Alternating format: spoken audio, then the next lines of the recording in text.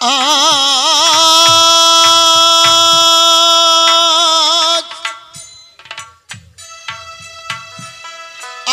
শুনেন শুনেন ভক্তগণ সকলে এক হয়ে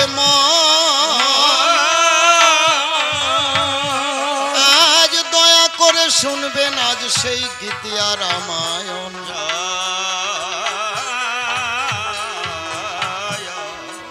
সীতার বালুর পিণ্ড দানে দশরথ রাজা স্বর্গে আরোহণ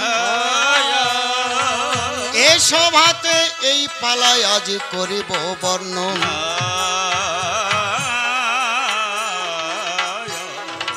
বনকাণ্ড এই আসরে হইবে আলোচনা ধৈর্য ধরে শ্রবণ করবেন যত ভক্তজনা কৃতবাস পণ্ডিতের অমৃত মাধুরী ধৈর্য ধরে শ্রবণ করুন আমরা পালা শুরু করি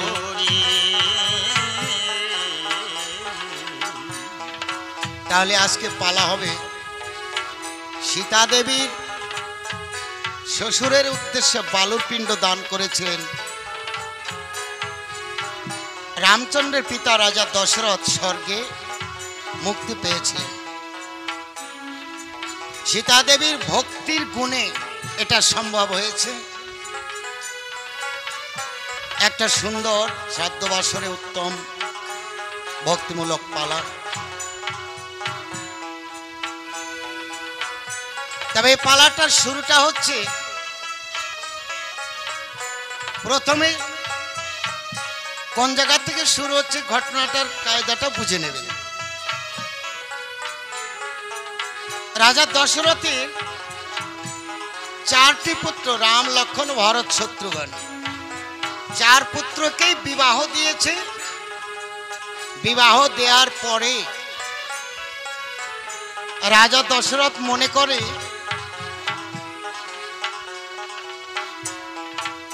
আমার আয়ু রেখায় দেখা গেছে আমার 10,000 বছর আয়ু কিন্তু ইতিমধ্যেই 90,000 বছর পার হয়ে গেছে আর 10,000 বছর আয়ু আমার সম্মুখে আছে মনে করুন কারোর যদি 100 বছর জীবন আয়ু হয় 90 বছর পার হয়ে গেলে কি সামনে 10 বছর থাকে মনে হয় আমার বৃদ্ধ হয়ে গেছে কখন যেন প্রাণ পাখি উড়ে যায় দশরথ তাই মনে করলেন যে আমার জীবন বেলায় তো প্রায় শেষ হয়ে এলো কি জানি কখন প্রাণ পাখি উড়ে যায় তো আমি জীবিত থাকতে আমার এই সমগ্র অযোধ্যার রাজ্যভার প্রজাগণের সুখ দুঃখের ভার আমি যদি রামচন্দ্রকে দিয়ে যেতে পারি আমি তাহলে মরেও শান্তি পাব প্রত্যেকটা পিতামাতা চিন্তা করে সংসারে ছেলে মেয়ে বড় হয়ে গেলে বিয়ে শাদী হয়ে গেলে নাতিপুতি হয়ে গেলে পরে মনে করে এখন এরা সংসারে ভার নেই আমি তীর্থ ভ্রমণ করব হরিনাম করে বেড়াবো সব সংসারেই আছে তো দশরথ তাই মনে করে গুরুদেবকে ডাকলেন গুরুদেব আমি করেছি মনে মনে ধারণা আমি আর রাজ্য পরিচালনা করব না আমার জ্যেষ্ঠ পুত্রকে রামচন্দ্রকে রাজ্য ভার দিয়ে আমি অবসর নিয়ে আমি করব হরি গুণগান গুরুদেব বলছে তো উত্তম প্রস্তাব সংসার মায়ায় আবদ্ধ হয়ে ছেলে মেয়ে আপন করে নিয়ে আর কতদিন থাকবেন এই বয়সে একটু হরিনাম করতে হয়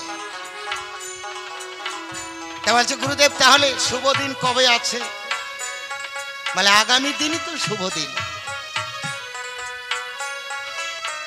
এই শুভ দিনের বার্তা পেয়ে রাজা দশরথ বলছে তাহলে সুমন্ত তুমি যাও নগরে নগরে সংবাদ দিয়ে এসো আগামীকাল রামচন্দ্রের রাজ্য অভিষেক হবে রামচন্দ্রকে রাজা করা হবে সকলকে নিমন্ত্রণ দাও অযোধ্যার নর নারীগণ সকলেই জানো রামচন্দ্রকে শুভেচ্ছা জানায় পঞ্চপ্রদীপ জ্বালিয়ে আরতি করে তাই সুমন্ত যখন আজ্ঞা পেয়ে নগরে নগরে ভ্রমণ করে এই নেমন্তন্ন দিচ্ছে, আর রাম রাজা হবে শুনে সকলেই আনন্দিত হয়েছে। এদিকে রামের মাতা কৌশল্যা এই সংবাদ শুনে সেও আনন্দিত হয়ে পঞ্চপ্রদীপ সাজিয়ে বরণডালা সাজিয়ে শিব মন্দিরে তাড়াতাড়ি করে পুজো দিতে যাচ্ছে, নিজের ছেলে রাজা হবে। তাই আনন্দে সকলে নৃত্য করছে আর এই নৃত্য গীত গাইছে। মনে আনন্দে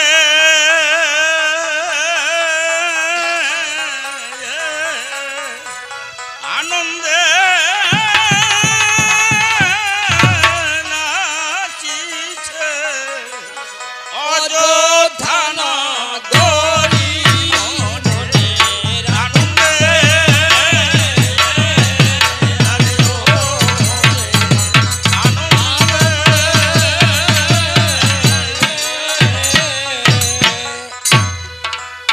বরণডালা দিয়া মাতা ওই শিব মন্দিরে যায়,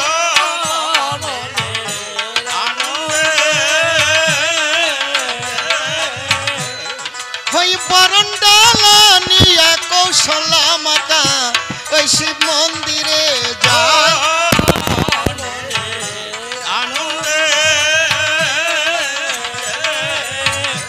আর নগরেরও রমণীগণে ওই আনন্দে নাচিল,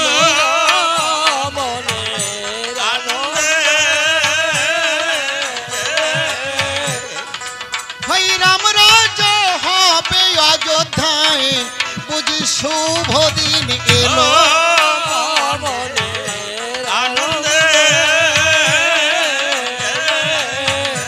শিব মন্দিরে গিয়ে কৌশল্যা মাতা তার মনের যত আবিল্যতা কথাগুলি ভোলানাথের কাছে নিবেদন করে বলছে, হে ভোলানাথ, এতদিনই আমার মনোবাঞ্ছা পূর্ণ হতে চলেছে। কেননা যেদিন আমি অযোধ্যা নগরে রাজা দশরথের প্রথম বধূ হয়ে রাজবধূ হয়ে এসেছি, সেদিনকেই অযোধ্যাতে আনন্দের সানাই বেজেছিল।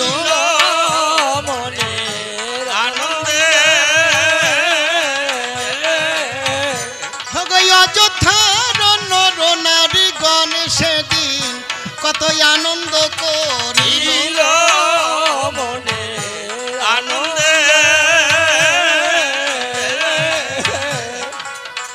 কিন্তু দিনের দিনে এই রাজা দশরথের যখন একটা পুত্র সন্তান আমি তাকে উপহার দিতে পারিনি, পুত্রের জন্য রাজা মনে দুঃখী হয়ে ঘরের কোণে বসে বসে চোখের জল ফেলত। রাজ্যের প্রজাগণ তখন হাটকুড়ো বলে কেউ কেউ মন্তব্য করতো, রাজার কি সন্তান হবে না, হাটকুড়ো থাকবে। এই কথাটা আমার কানে আসার সময়, মানে কৌশল্যা বলছে, যখন এই কথাগুলো আমার কানে এসেছে রাজাকে বললাম, ওগো স্বামী, মনে দুঃখ নিও না, ঈশ্বর যদি সন্তান কারো ভাগ্যে না দেয় হয় না, তা তুমি দুঃখ করো না। তোমার মনের দুঃখ ঘোচাতে একটা কথা বলি,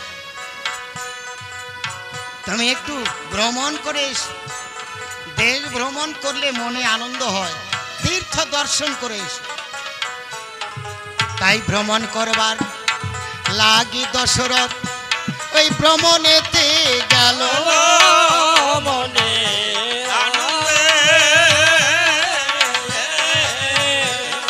দেশ বিদেশ হতে কতই ওই বড় মাল্য পেল।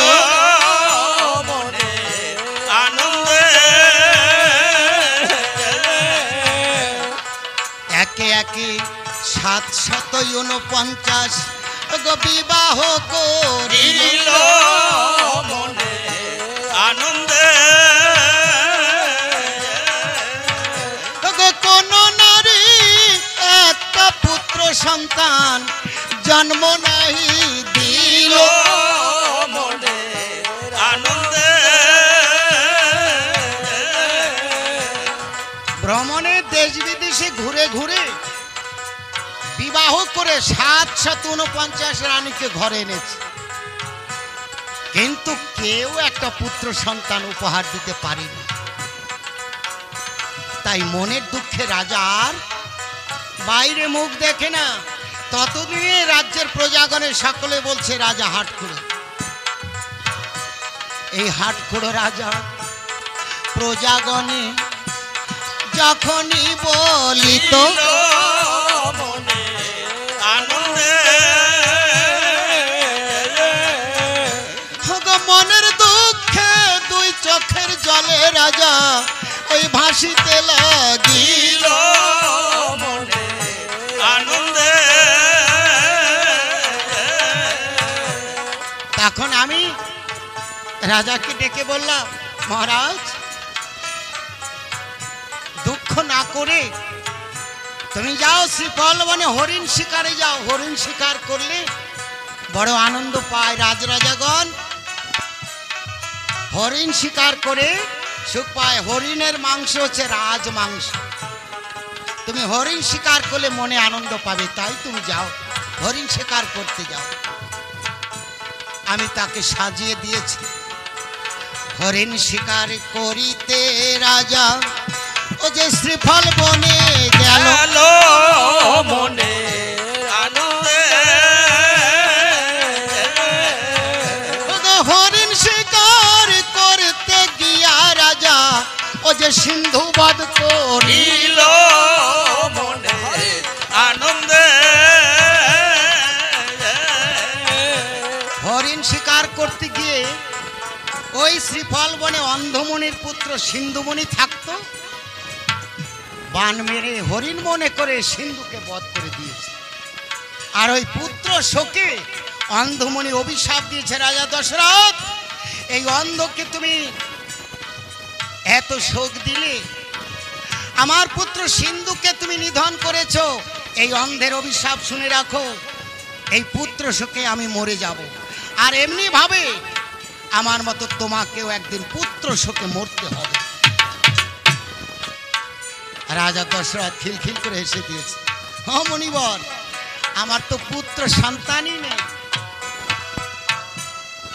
অন্ধমণি বলছে আমার অভিশাপ ব্যর্থ হবে না। তুমি শ্রীফল বনে এসেছো, এই শ্রীফল নিয়ে যাও।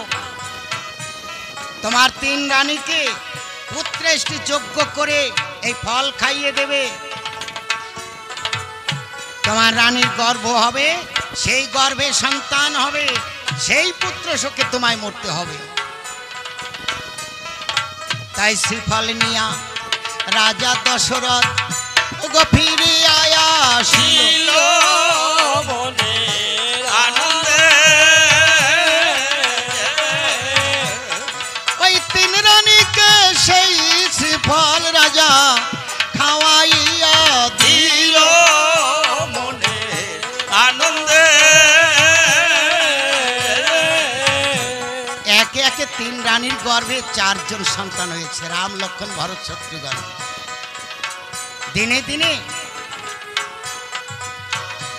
এরা বেড়ে উঠেছে। আমি রামের মা কৌশল্যা মনে মনে ভেবেছি কতদিনে আমার রামচন্দ্র রাজা হবে, আর এই অযোধ্যায় রাজত্ব পাবে, আমার রাম রাজা হবে। আজকে সেই রামচন্দ্র বড় হয়েছে, বিবাহ করেছে, আমার ছেলে আজ রাজ সিংহাসনে বসবে, রাজা ঘোষণা করেছে।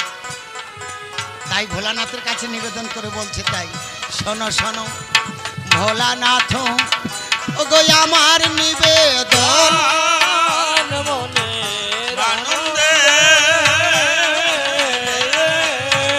ও গো এতদিন হইল আমার এই বাসনা পূরণ মনে আনন্দে কৌশল্যা মাতা শিবের কাছে গিয়ে এই কথাগুলি বলছে, পূর্বে কি হয়েছে, কিভাবে রাম লক্ষ্মণকে পেয়েছে। কিন্তু রামকে রাজা হবে এই ঢেড়ি শুনে প্রজাগণের কাছে নেমন্তন্ন বার্তা যখন গেছে শুনে সকলে যেমন খুশি হয়েছে, অন্তঃপুরে ভারতের মা কইকেয়ীও এই সংবাদ শুনেছে। কইকেয়ী এই সংবাদ শুনে মনে মনে ভাবছে, হায় হায়, আমার রাম রাজা হবে, এত বড় কত আনন্দ। বড় দুঃখের বিষয় একটা,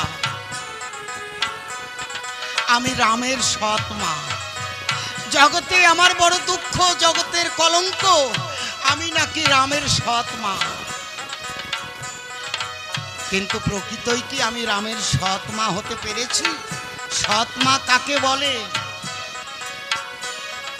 সৎ আচরণ, সৎ তার ভাবনা, এ না হলে সৎ মা না।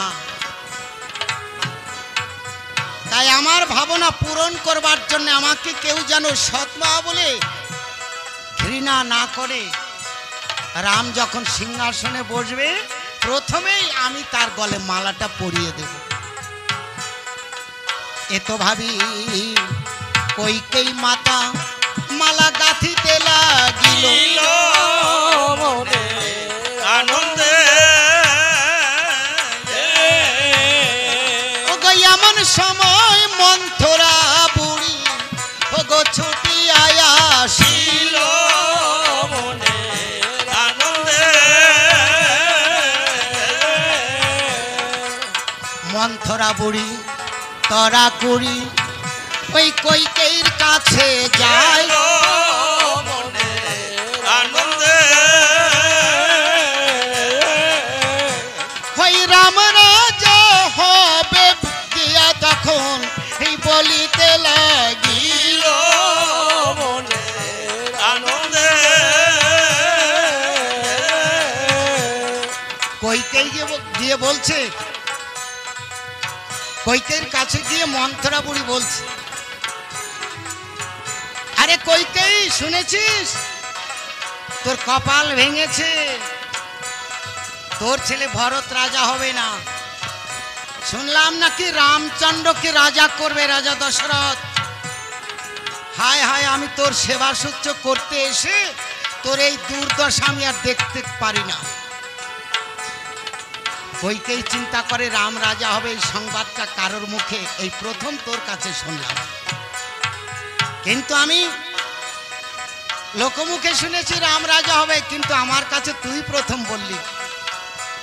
আমি নারী জাতি কি আছে, আমার গলার হার তোর গলে পরিয়ে আমি উপহার দেব। আমারও গলার এই মুক্ত হার আজি তোরই গলে দিব মনে আনন্দে।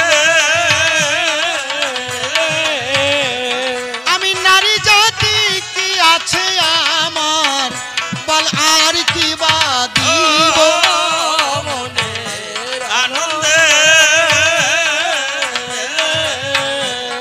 আমি নারী জাতি, আমার কি বা সম্বল আছে? এই রত্নহারটা তোকে উপহার দিচ্ছে।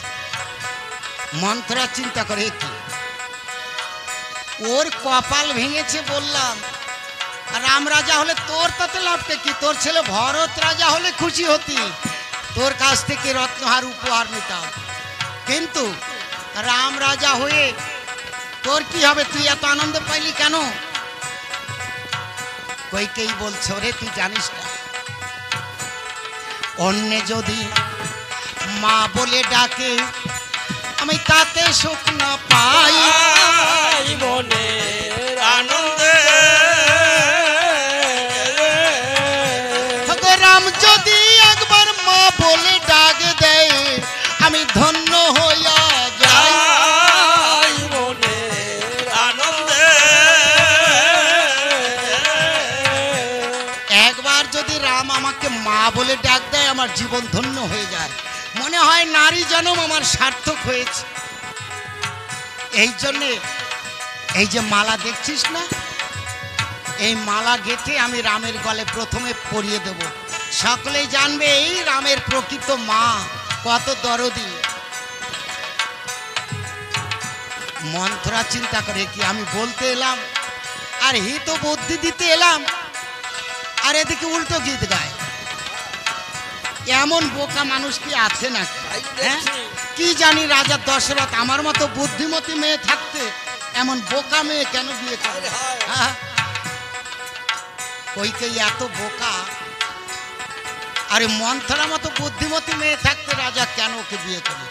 এই দুঃখ প্রকাশ করে রাজাও কম বোকা নয়। না, হ্যাঁ। তাহলে ছাড়বো না। শোনো, আরে কইকেই আমার কথা শোন, তোর ছেলে ভরতকে রাজা করতে হবে, এই বুদ্ধি আমার কাছে শোন। কি করবি জানিস? তোর ছেলে ভরতকে রাজা করবার জন্যে তুই যে দুটো বর পেয়ে চাওনা পেয়ে রেখেছিস, এবার সে বর দুটো আদায় করে নিবি। প্রথম বরে ভরতকে বসাবি ওই রাজ সিংহাসনে, মনে মনের আনন্দে আর দ্বিতীয় বরে রামকে পাঠাইবি ওরে 14 বছর বনে। মনে মনের আনন্দে কইকেই মাতা অমনি জিভে কামড় দিয়েছে। এ কি বললি মন্থরা?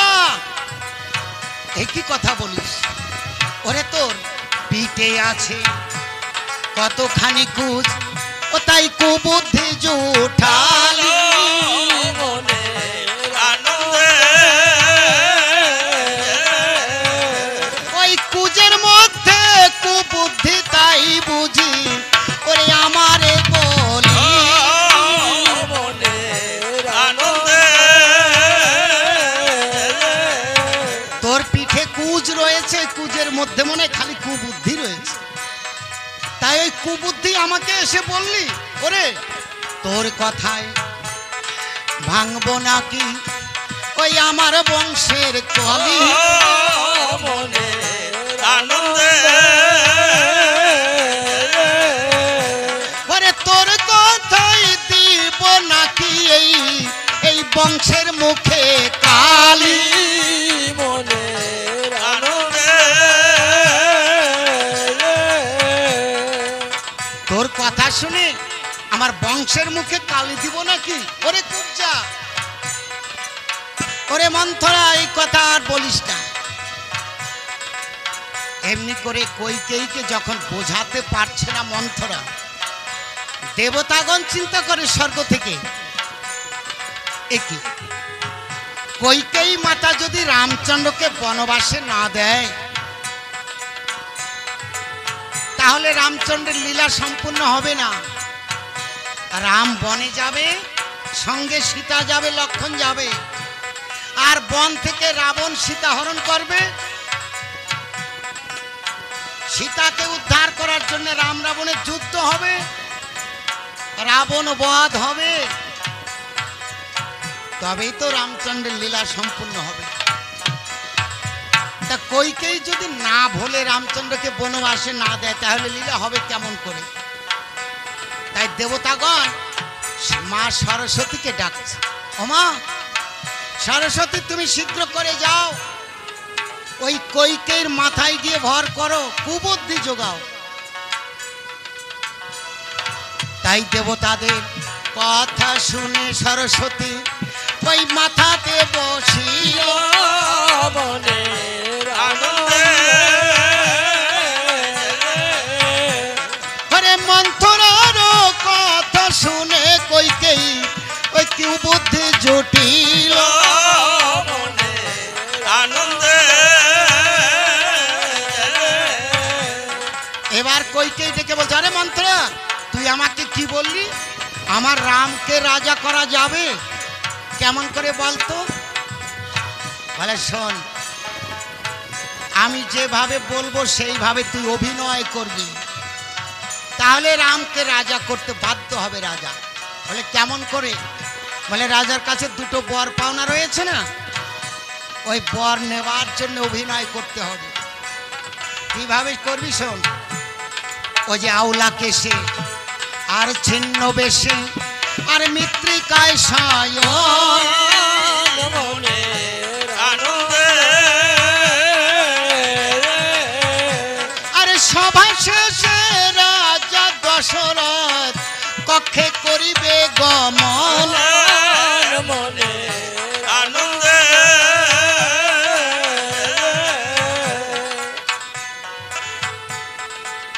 বসন পরে এলো থেলো বেশ ধরে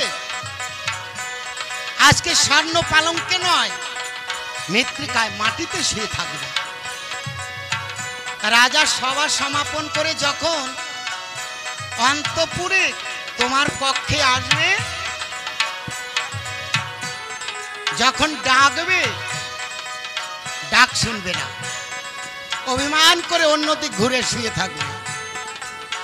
পুরুষ জাতি নারীর মান ভাঙাবার জন্য শত প্রলোভন দেবে, কোন প্রলোভনে পা দেবে না, শুধুমাত্র দুটো বর চেয়ে নেবে।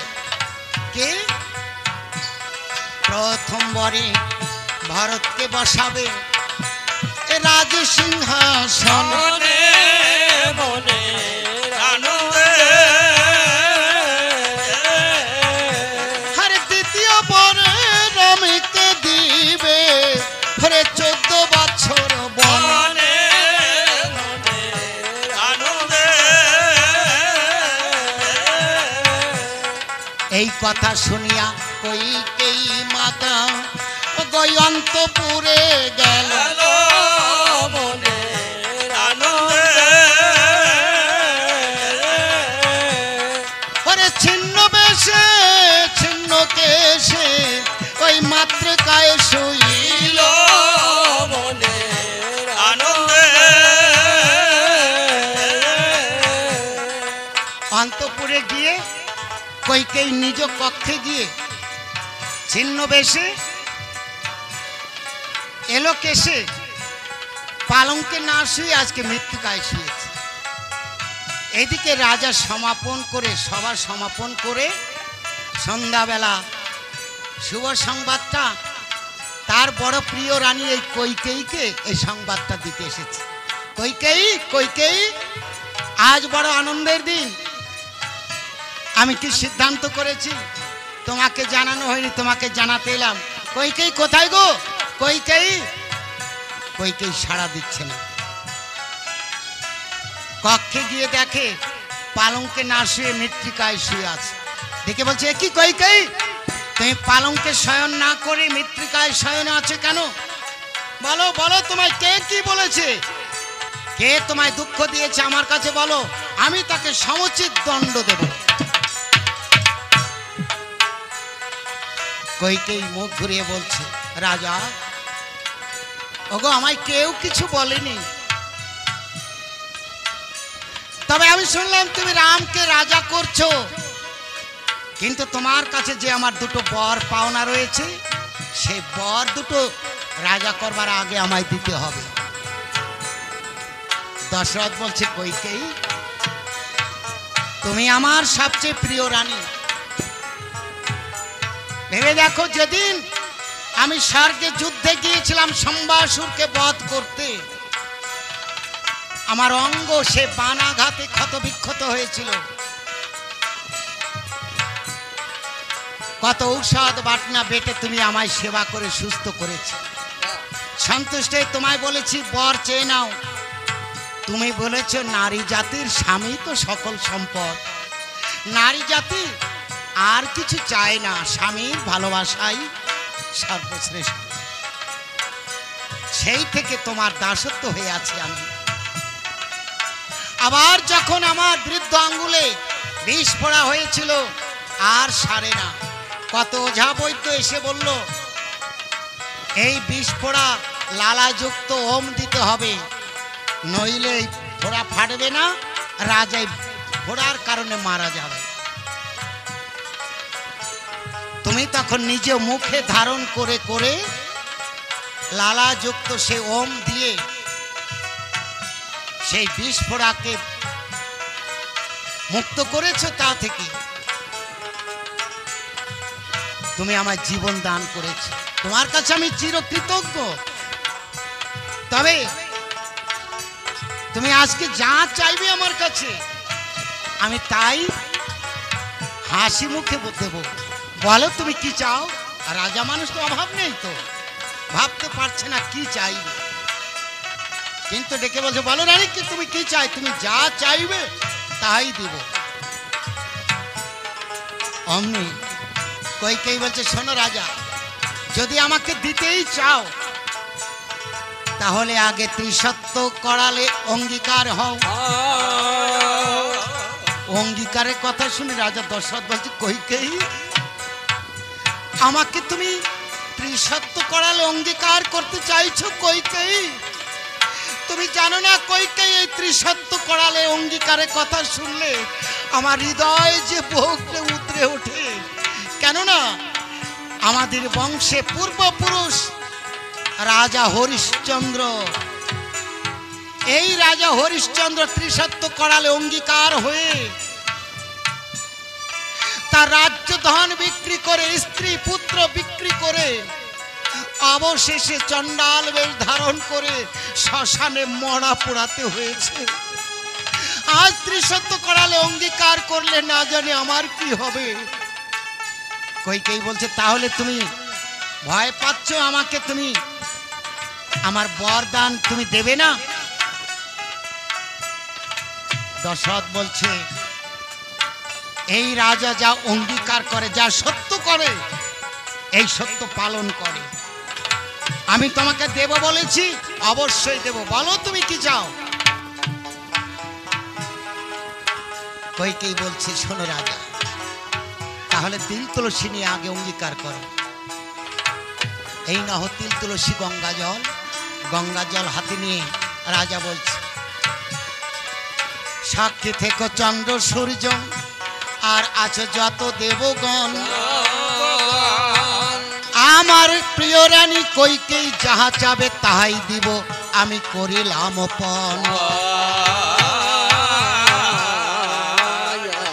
এই অঙ্গীকার করে রাজা দশরথ যখন আবদ্ধ হইল,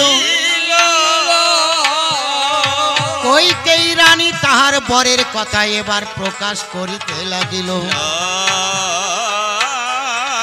বলছো রাজা, তাহলে শোনো আমার কি বর চাই।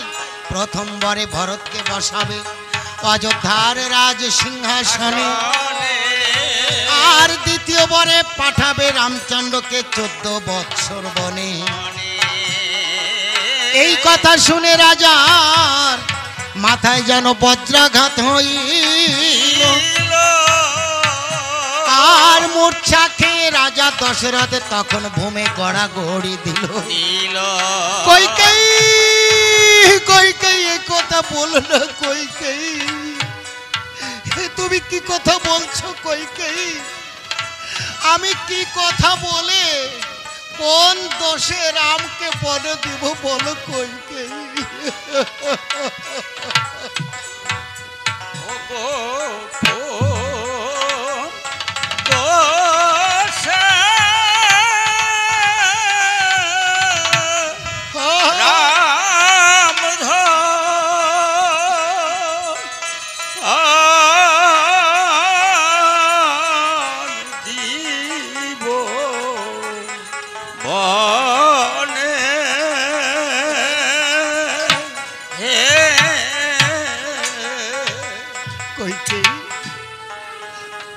কইকেয়ী তুমি কি কথা বললে কইকেয়ী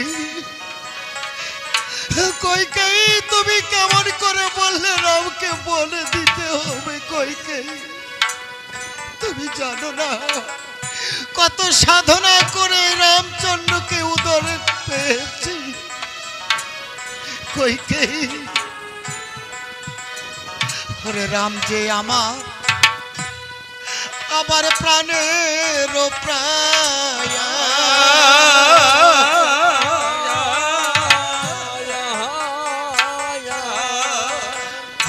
রাম যে আমার গুণ মনি,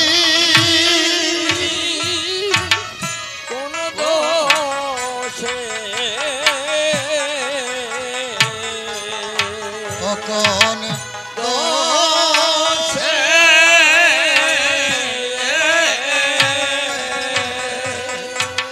হরে রাম বিনে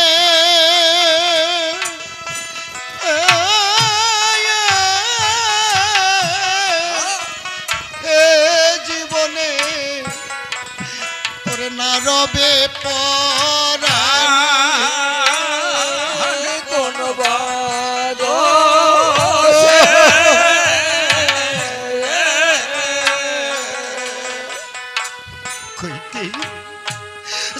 বনবাসে দিতে চাইছো তুমি তো জানো না এই রামধন যে কি। ওরে যোগী ঋষি যোগ যোগ ধরে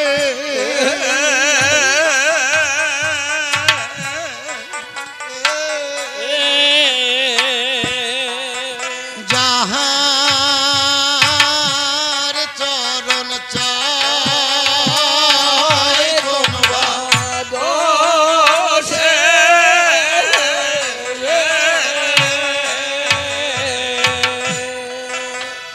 এমনই অমূল্য ধান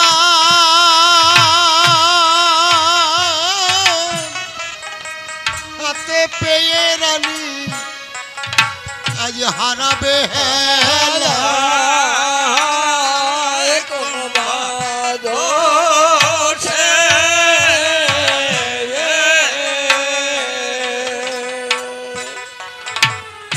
এমন অমূল্য ধান তুমি হাতে পেয়ে তাকে বনবাসে দিতে চাইছো কইকেই। আমি এখন কি করব কেমন করে বলবো রামকে বনবাসে যেতে কইকেই।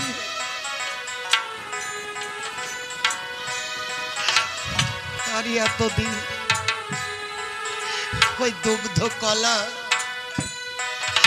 দিয়া বুঝি আমি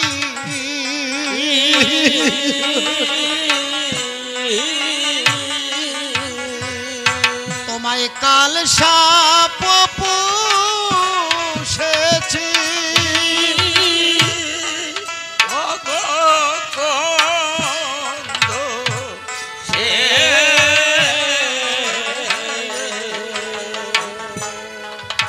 কোন দোষে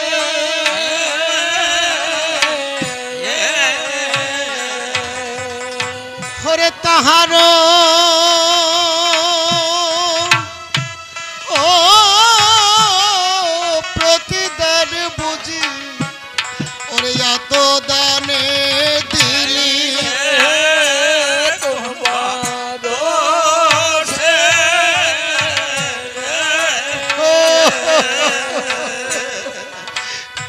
এতদিন দুগ্ধ কলা দিয়ে কাল সব পুষেছি কইকেই তার প্রতিদান এমনি ভাবে আমায় দিলে কইকেই। ওরে আমার মতো হতভাগা পিতা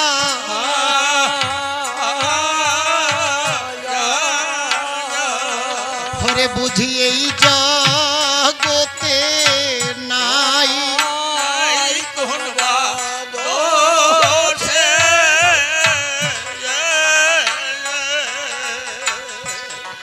ওরে আমার মতো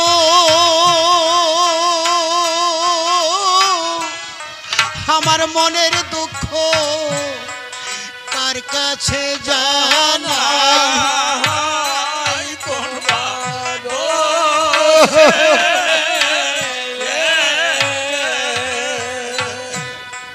আমার মতো হতভাগা পিতা এই জগতে আর নেই। আমার মনের দুঃখ কার কাছে বলবো এমন মানুষ নেই। বৃক্ষের কাছে বলতে গেলে দুঃখ পাতা যায় ঝরিয়া।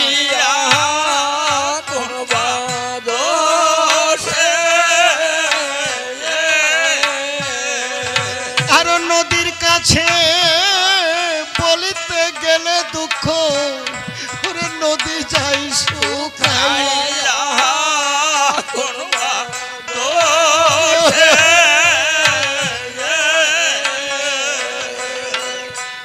আমার ব্যথার ব্যথি এই জগতে আর তো কেহ নাই।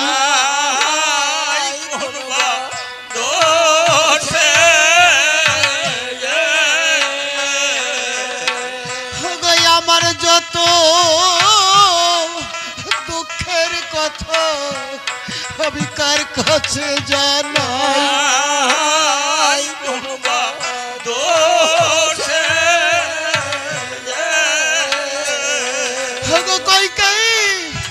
আমার যত মনের দুঃখ বেদনা সবই তো তোমাকে বলেছি। এখন সেই তুমি আমাকে আঘাত দিলে, আমার দুঃখের কথা শুনবার আর তো মানুষ নাই গো। কইকেয়ী, তুমি জানো না এই পুত্র শোকে আমায় মরতে হবে। অন্ধমণি অভিশাপ দিয়েছে, বুঝতে পেরেছি সেই অভিশাপ আজ ফলে যাবে। আর আমি মরে গেলে তুমি যে বিধবা হয়ে যাবে কইকেয়ী। বিধবা হয়ে গেলে সেদিন বুঝবে স্বামী হারার কি ব্যথা, কি বেদনা। শাঁখা সিঁদুর সেদিন পড়তে পারবে না। আরে নারী জাতির শাঁখা সিঁদুর হারিয়ে গেলে কেমন হয় জানো? তার কোনো অহংকার, তার কোনো অলংকার থাকে না। নারী জাতি এই শাঁখা সিঁদুর বড়ই অলংকার।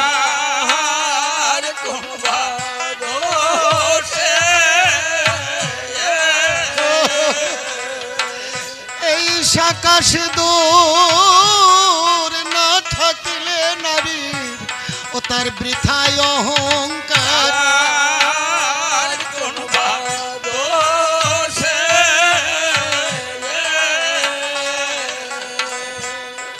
এমনি ভাবে সারা রাত কইকেয়ীকে বোঝাবার চেষ্টা করেছে। কইকেয়ী আর মাথা নাড়েনি, কথা শুনছে না। রাজা দশরথ বলতে বলতে জ্ঞান হারা হয়ে অবচেতন হয়ে পড়ে আছে। পূবে বেলা উদিত হচ্ছে, চারিদিকে পাখিতে কলরব করছে। কুলগুরু বশিষ্ঠ দেব সুমন্তকে ডেকে বলছে, সুমন্ত, রাজা আজকে এতক্ষণ ঘুমায় কেন? এখনো এলো না। আজকে যে রাম রাজা হবে, সকলে আনন্দ উল্লাস করছে, রাজাকে ডাকো। রাজা কেন বিলম্ব করছে? তাই তরা করে সুমন্ত তখন অন্তপুরে গেল।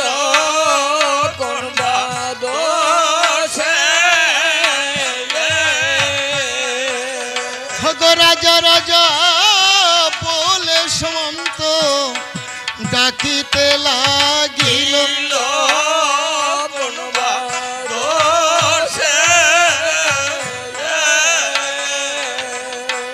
অন্তপুরে গিয়ে দেখছে রাজা পালঙ্কে না শুয়ে আজকে মৃত্তিকায় শুয়ে আছে, রানীও শুয়ে আছে। সুমন্ত দেখে বলছে, কি যে রাজা চিরকাল স্বর্ণ পালঙ্কে শয়ন করে, আজকে সেই রাজা রানী কেন মৃত্তিকায় শয়নে আছে? ওগো রাজা, ওঠো ওঠো রাজা, প্রভাত হয়ে গেছে, আজকে রাম রাজা হবে। সকলে আনন্দে আত্মহারা হয়ে নৃত্য করছে। চলো রাজা, শীঘ্র করে উঠো। রাজা কোন রকমে বদন তুলে দেখে বলছে, সুমন্ত রে, সুমন্ত, আমি আর রাজ্যে থাকবো না রে।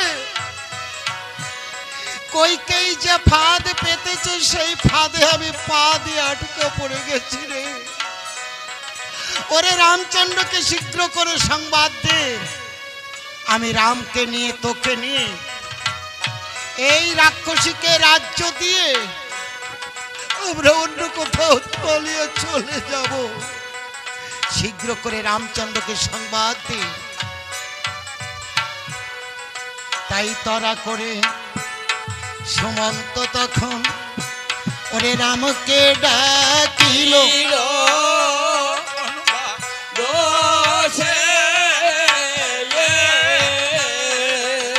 পিতার নিকটে এসে এই দর্শন দিল।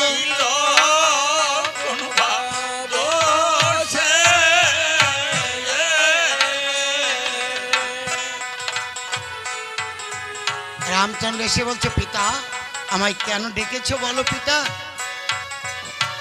রামচন্দ্রকে মস্তকে দুই হাত দিয়ে বদন খোলা ভালো করে দেখছে।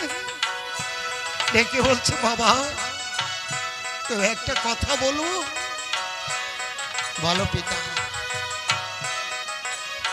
বলো। তুমি যা আদেশ করবে তোমার এই রামচন্দ্র অক্ষরে অক্ষরে পালন করবে। পিতা, তোমার কৃপা না হলে এই জগতের আলো বাতাস আমি দেখতাম না। কৃপা করে তুমি এই দেশে আমায় আনিয়েছো, এই দেশের আলো বাতাস দেখিয়েছো। তোমার এই রামচন্দ্রকে যেমনি ভাবে সাজাবে এই রামচন্দ্র তেমনি ভাবে সাজবে। রামচন্দ্রকে একেবারে জড়িয়ে ধরেছে। এই তো উত্তম পুত্র, আরে বাপ খোলে, হয় বাপ। রামচন্দ্র বলছে, পিতা স্বর্ণ পালঙ্কে ছেড়ে মৃত্তিকায় শয়নে আছো কেন? মাও শয়নে আছে কেন? পাশ থেকে মন্থরা বুড়ি ডেকে বলছে, ও রামচন্দ্র বাবা রাগ করো না, শোনো, তোমার পিতা মাতার কিচ্ছু হয়নি। তোমার মা দুটো বর পাওনা ছিল পূর্বে, সেই বর দুটো চেয়েছে আর রাজার দিতে এত কষ্ট হচ্ছে। রামচন্দ্র চিন্তা করে, আমার পিতা এত উদার, প্রজাগণকে ধনরত্ন মণিকাঞ্চন বিতরণ করে উজাড় করে, এমন কি ধন চেয়েছে আমার পিতার কাছে, যা আমার পিতা দিতে চাইছে না, কষ্ট হচ্ছে। বলো মা, তুমি কি চেয়েছো আমার পিতার কাছে, প্রকাশ করে বলো। কইকেই বলছে, বাবা রামচন্দ্র, তোমার পিতার কাছে দুটো বর পাওনা রয়েছে। সে বর কি জানো? প্রথম বরে আমার ভরত ছেলে ভরতকে বসাবে রাজ সিংহাসনে, আর দ্বিতীয় বরে পাঠাবে রামচন্দ্রকে 14 বৎসর বনে। রামচন্দ্র শুনে বলছে, মা এই কথা, এই জন্য আমার পিতা এত কষ্ট পাচ্ছে। পিতা, পিতা তুমি দুঃখ করো না, এই তো আমার দয়াময়ী মা, প্রকৃত মা। এই মায়ের কৃপা না হলে, মায়ের মন ভালো না থাকলে এমন কথা বলতে পারে যে রামচন্দ্র বসবে রাজ সিংহাসনে, তাকে পাঠাবে দয়াময়ী মা 14 বৎসরের বনে। এমন দয়াময়ী মার জগতে পাওয়া যায়? দশরথ তাকিয়ে আছে, সুমন্ত তাকিয়ে আছে, কি বলে, কেন বলে? বলে, মা গো, তোমার দয়ার সীমা নেই, কেন জানো? মা, এই জগতে ধনরত্ন মণি কাঞ্চনের ঐশ্বর্যের মধ্যে ভুলে থাকলে আমার সাধুগুরু বৈষ্ণব চরণ দর্শন করা হবে না। আজকে তুমি দয়াময়ী মা হয়ে আমাকে সেই ঐশ্বর্য হতে মুক্ত করে আমাকে পাঠাবে 14 বৎসরের জন্য বনের মাঝারে। মাগো, তোমার মতো এত দয়াময়ী মা আমি তার দেখি না। মা, তুমি আমার এই ঐশ্বর্য হতে মুক্ত রেখে আমাকে সাধু সঙ্গ করবার সুযোগ করে দিয়েছো। মা, আমি যাব বনে বনে ঘুরে 14 বছর পর্যন্ত সাধু সঙ্গ করবো, সাধু কথা শুনবো। মা,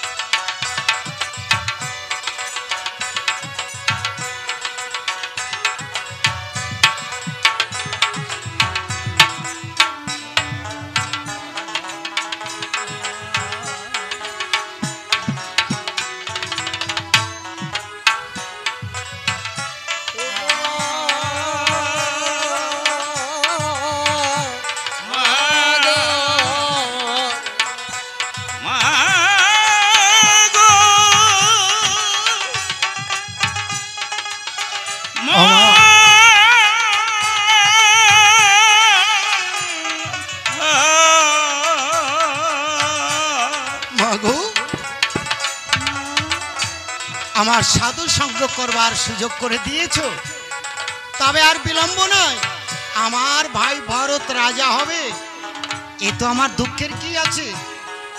বসবে ভাই সিংহাসনে, আমি যাব, আমি বনবাসে যাব। পিতা শীঘ্র করে আমায় বিদায় দাও। কইকেয়ী মাতার কথা শুনে কৌশল্যা ছুটে এসেছে, সীতা দেবী ছুটে এসেছে, লক্ষণ ছুটে এসেছে, সকলে এসে এই বিরহ বিচ্ছেদ দেখছে। হায় হায়, যে রামচন্দ্র বসবে রাজ সিংহাসনে, সে রামচন্দ্র আজ বনবাসে চলে যাবে। সকলের কাছে বিদায় চাইছে রামচন্দ্র। সীতা বলছে, আমায় ফেলে তুমি কোথায় যাবে? তোমার চরণ সেবা করতে এই সংসারে এসেছি, তোমার চরণ সেবা করব। লক্ষণ বলে, দাদা আমিও তোমার সঙ্গে বনবাসে যাব। রামচন্দ্র বলে, তুমি বনবাসে গেলে পিতা মাতা দেখাশোনা করবে কে? বলে, না দাদা, ভরত শত্রুঘ্ন রয়েছে, তারা করবে। আমি তোমার দুঃখ, তোমার কষ্ট দেখবার জন্য, সেবা করবার জন্য তোমার সঙ্গে আমিও বনবাসে যাব। সম্মতি হয়েছে। রামচন্দ্র বলছে, তাহলে মা এবার তোমরা আমায় বিদায় দাও। তাই বিদায় নিচ্ছি। বিদায় বেলা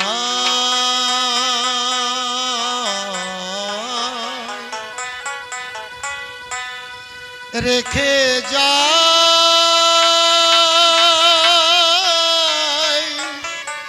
মা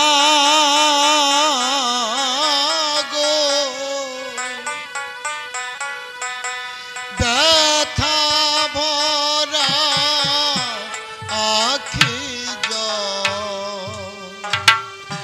মা গো, ব্যথা ভরা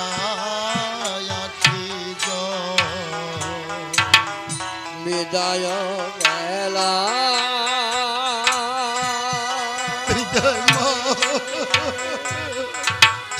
রেখে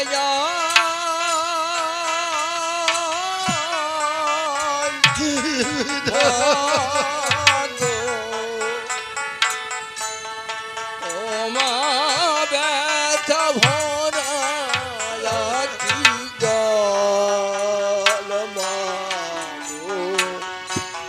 ব্যথা ভরা আখি জল। আমা জানি না জীবনে কবে হবে দেখা, জানি না জীবনে কবে হবে দেখা, আমা জানি না জীবনে কবে হবে দেখা, জানি না জীবনে কবে হবে দেখা, আমাকে মোছাবে আখি জল গো, ব্যথা ভরা আখি জল। বিদায় বেলা বিদায় বেলা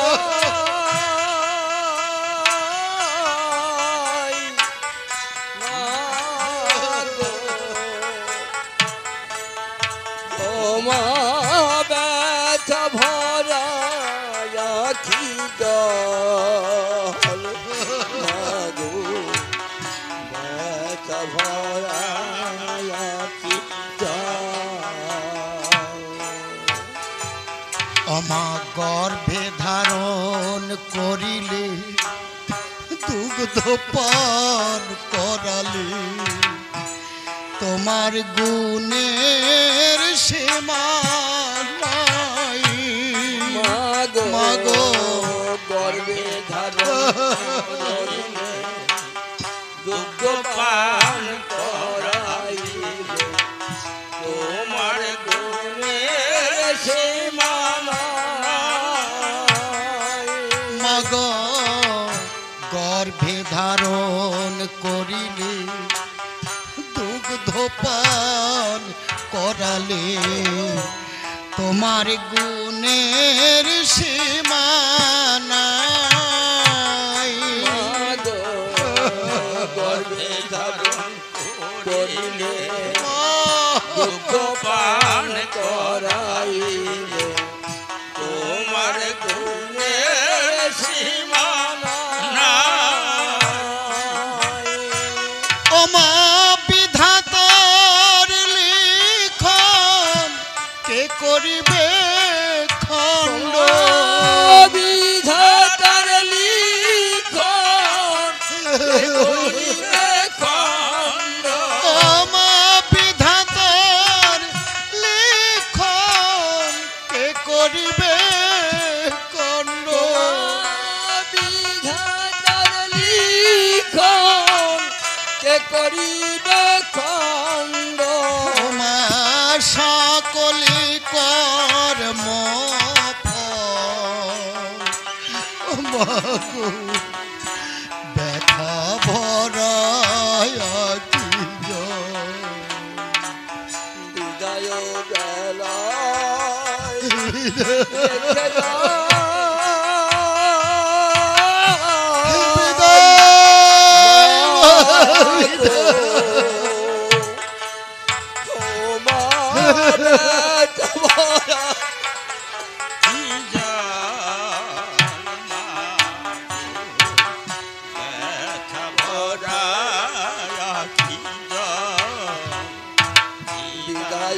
বেলায়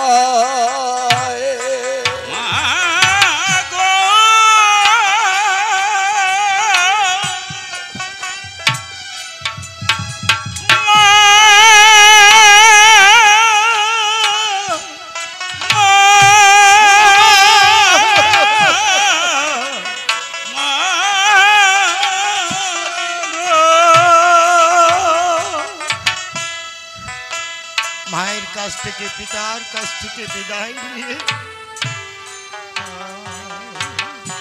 রামচন্দ্র বনযাত্রা করবে। সারথীকে বলছে, সারথী ভুবন বিজয় রথখানি সাজিয়ে নিয়ে এসো, বনযাত্রা করতে হবে। ও সারথী ভুবন বিজয়ী রথ সাজিয়ে জানো মনের মতো মম রথ দেখিতে সুন্দর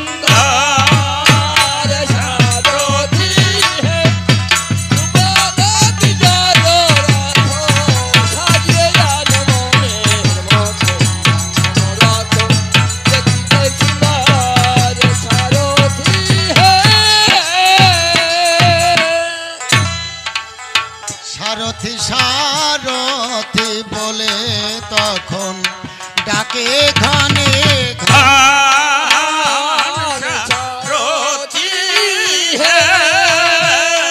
রে তোরা করে রথ সারথী রে করো রে সাজন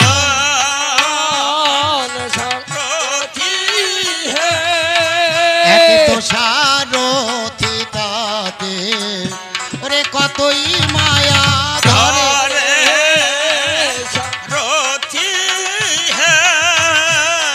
রথ খানা নীল সারথী ওই সোনার সরোবরে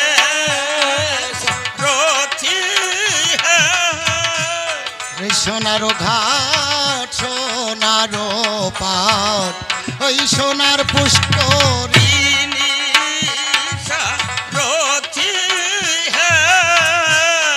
সোনার জলে ভেসে চলে ওরে সোনার তরুণী ওই সোনার জলে সোনার রথ খানা আজি আনলো ধোঁয়াই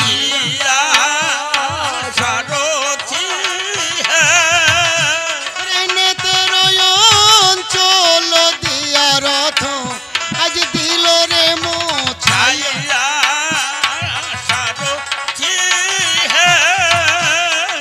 তুলি ধরে আঁকিছে সারথি আর টিয়া ময়না টুনি সারথি রে দয়াল কোয়েল আঁকিছে সারথি রে সারঙ্গ সতনি সারথি ওরে সাদা রঙের বক আঁকিছে ওরে ধরে রথের ধ্বজা সারথি আরে ময়ূর ময়ূরী আঁকিছে আর গরুর পক্ষী সাজা সারথি আটন পাটি বেড়া লাঠি ওরে 16 খান্তার চাকা সারথি আরে ওই ত্রিবাহনে যাত্রা করে ওই 32-এরও ঠেকা সারথি ওরে রথ পরে এনে দিল ওই পর্বতীয় ঘোড়া সারথি এই ঘোড়ার মুখে জিল সপিছে ওই মিলন পাটেরও দড়া সারথি রে ঘোড়ারও কপালে দিল রে নির্মল সিন্দুর সারথি এলো মেলমে বেঁধে দিল ওরে সোনার ঘুঙ্গুর সারথি রে সোনার ঘুঙ্গুর দিল ওরে ঘোড়ার চারি পায় সারথি আরে চলে যেতে রুনু ঝুনু করে 1 বাজে পায় সারথি ওরে আটন পাটি বেড়ালা 16 খান্তার চাকা সারথি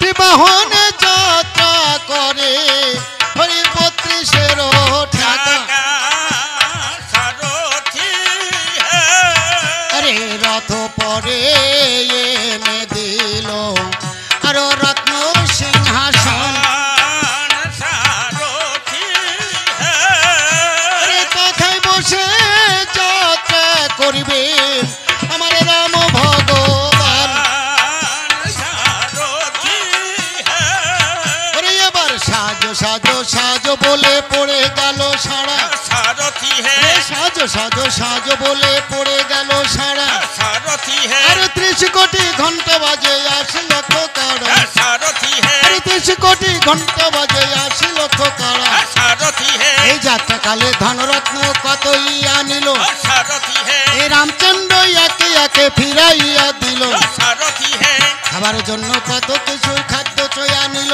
সারথি এই রামচন্দ্র খাদ্য সামগ্রী ফিরাইয়া দিল সারথি এই সীমন্তনী শুধুমাত্র সঙ্গেতে রাখিল সারথি এই তাই নিয়ে সীতা দেবী রথেতে উঠিল সারথি এই 3 জনের রথেতে যখনই উঠিল সারথি এই রথ নিয়ে এবার তারা গমন করিল সারথি এবার কৃত্তিবাস পণ্ডিতের হই অমৃত লহরী সারথি এই রামচন্দ্র বনে যাবে বলুন হরি হরি সার